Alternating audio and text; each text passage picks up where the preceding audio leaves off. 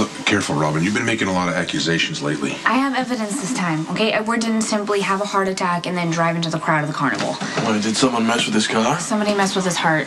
Edward, you ingested something that brought on a heart attack. So who wants him dead? The mayor's wife. Andrea Floyd.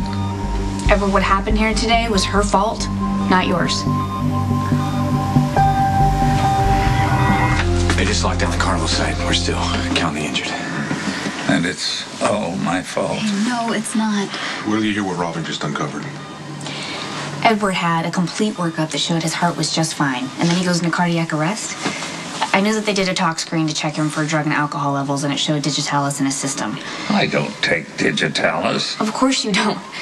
It could literally stop your heart with your medical history. So I went to the morgue, and I went through Andrea Floyd's effects, and there was an empty vial of digitalis in her purse. I hope you didn't break the chain of evidence. There was an Emmy as a witness. You know, Andrea Floyd barely left my side during that whole carnival kickoff party. She kept wanting me to have a drink with her. Andrea knew you'd have a coronary. What she couldn't imagine is that you would drive through the carnival and into her. Yeah, that's pretty ironic. Isn't it? Andrea set up Edward to die, and it ended up killing her. Monica told me not to drive. I should never have gotten behind that wheel. And now I'll never forgive myself. What motive did Andrea Floyd have to kill Edward? Andrea Floyd's husband, the mayor, was having an affair with his aide, Brianna Hughes. Andrea had followed them both to the Metro Court to, I guess, confront the mayor and Brianna. Brianna had already hit her head in the shower. So what? The wife whacks the mistress over the head to make it look like an accident? Right. There were blunt, heavy objects in the room that could do the job, but were small enough to sneak out of the hotel room. In that big, ugly handbag that you asked me about, the one that Andrea was carrying. You remember seeing Andrea Floyd in the hotel that day? Yes. At the end of the corridor, right outside the room where that poor girl was killed. Once she realized that you could put her at the scene of the crime, Andrea slipped you the digitalis.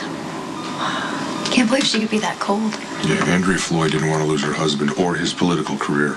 I just still don't understand how you got involved, Robin. I just wanted to prove Alexis innocent. I didn't want Andrea to get away with murder. I didn't want her to die either.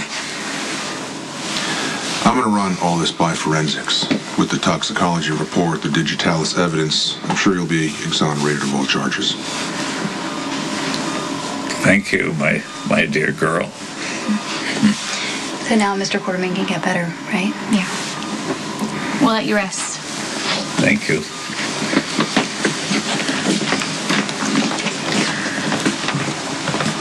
Aren't you coming?